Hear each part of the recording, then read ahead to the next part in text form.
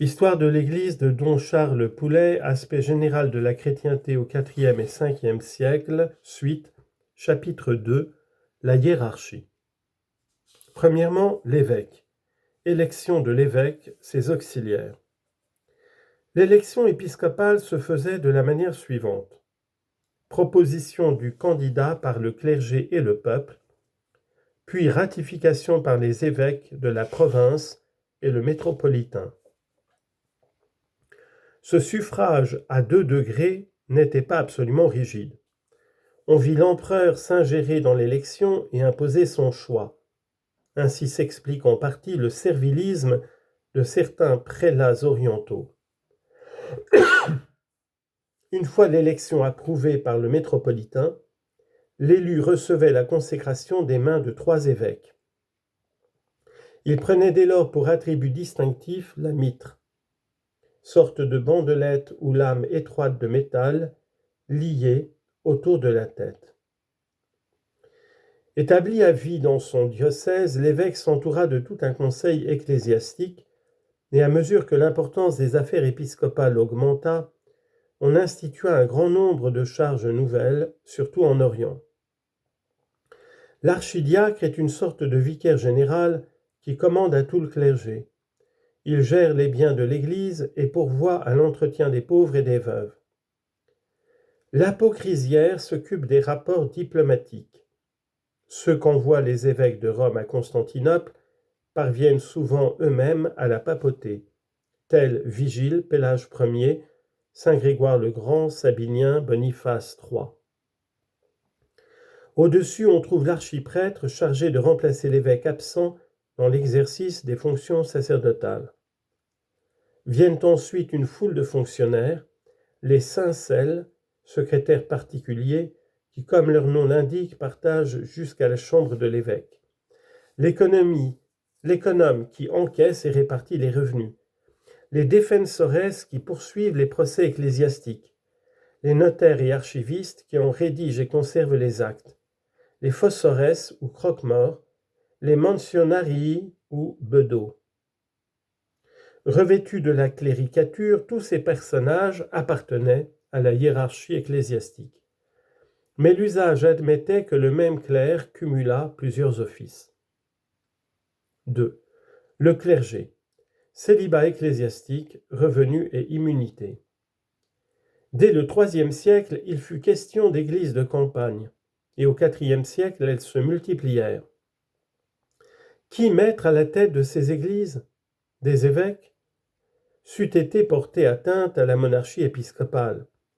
Aussi l'institution du corps épiscopat fut-elle toute transitoire. Les conciles de Laodicée et de Sardique défendent expressément de nommer des évêques dans des paroisses rurales. On y envoya donc des prêtres, d'abord temporairement, bientôt d'une manière définitive. Quand la paroisse réclame d'une manière définitive, Quand la paroisse réclame plusieurs desservants et plusieurs oratoires, elle est régie par un archiprêtre. Ce développement de l'institution est réalisé à la fin du Ve siècle. En Occident, le concile d'Elvire, vers 300, interdit aux clercs tout commerce avec leurs épouses, c'est-à-dire toute relation conjugale. Cette prescription s'affermit à la fin du IVe siècle. Le concile romain de 306 oblige prêtres et diacres à la continence, et saint Léon étendra ce précepte aux sous-diacres. Il y eut sans doute à vaincre certaines oppositions locales, particulièrement en Espagne, mais peu à peu le célibat ecclésiastique s'étendit à tout l'Occident. Les Grecs en restèrent aux usages anciens. Les clercs, une fois engagés dans les ordres supérieurs, ne peuvent plus se marier, mais ils peuvent vivre dans l'état du mariage s'ils ont contracté l'union avant le sous-diaconat. Il n'y a d'exception que pour les évêques, qui sont tenus à la continence parfaite. L'éducation du clergé demeure la même qu'autrefois. On exigeait du candidat qu'il fût de condition libre et qu'il ne fût pas néophyte. L'évêque préside de plus en plus à la formation de son clergé. à passer par les diverses fonctions ecclésiastiques, à vivre près du prélat dans la pratique des affaires se forment les sujets d'élite. Pour leur faire mener, parfois même, l'évêque réunit chez lui ses clercs pour leur faire mener la vie commune. Ainsi saint Augustin à Hippone et sainte Eusèbe à Versailles. Mais une telle pratique demeure l'exception. On voit davantage l'éducation des jeunes clercs par les prêtres des campagnes, qui se préparent ainsi des successeurs capables. L'usage se répand d'abord en Italie. Un synode de Vaison l'introduit dans la province d'Arles. Après la paix de l'Église, Constantin a reconnu aux communautés chrétiennes le droit de recevoir des legs et des héritages. Parfois très riche, l'Église épiscopale divise ses revenus en 4 parts affectées à l'évêque, au clergé, à l'entretien des bâtiments et aux pauvres. Les paroisses rurales ont aussi leurs revenus, dont une partie appartient de droit à l'évêque, en particulier le tiers des offrandes des fidèles. Pourtant, le clergé, surtout celui des campagnes, est parfois obligé au travail. En Orient, c'est une loi que les ministres de l'autel restent laboureurs si l'ordination les a trouvés attachés à la glèbe. Enfin, les clercs jouissaient de certaines immunités. Constantin les affranchit des fonctions municipales qui étaient gratuites et souvent très lourdes.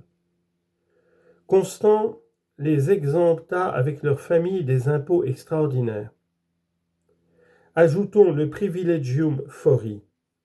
Déjà au IVe siècle, les évêques ne ressortissaient pas des tribunaux civils. Le troisième concile de Carthage et celui de Chalcédoine étendent ce privilège à tout le clergé. Au VIe siècle, Justinien décrétera que même les procès intentés par des laïcs à des clercs seront résolus par le tribunal ecclésiastique, l'évêque jugeant la cause de ses prêtres, le métropolitain et le patriarche celle de leurs évêques. Les peines portées étaient la suspense, la déposition, la communion laïque ou excommunication, et en cas de récidive, l'exclusion complète. Il arrivait même parfois au clergé de remplacer les magistrats laïcs.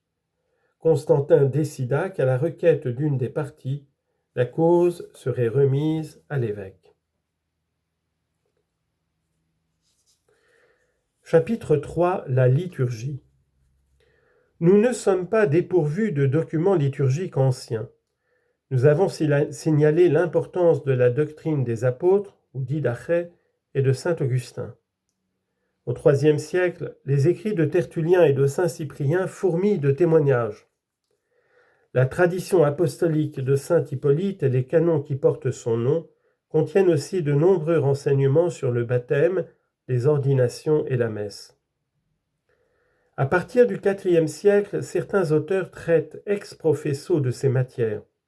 Citons le Liber de Mysteriis de saint Ambroise sur le baptême et l'Eucharistie, et surtout le De Sacramentis Libris Sex, où se trouve une description détaillée de la liturgie.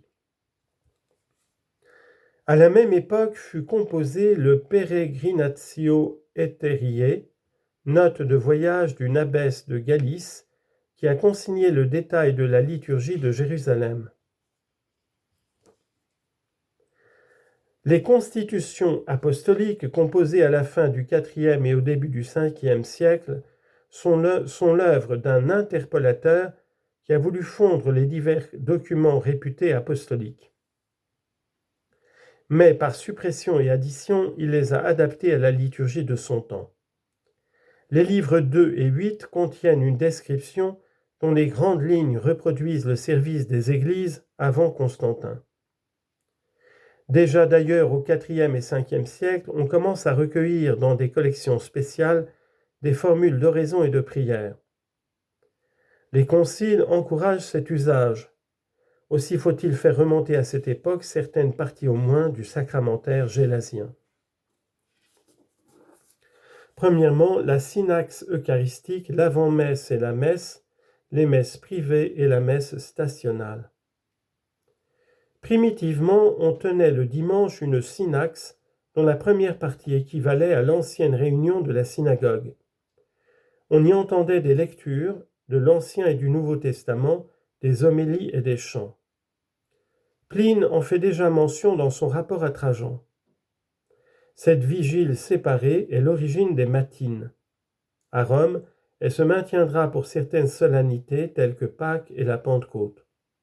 Cependant, on réunit bientôt l'office des vigiles à la synaxe eucharistique qui dès lors comprit l'avant-messe et la messe des fidèles.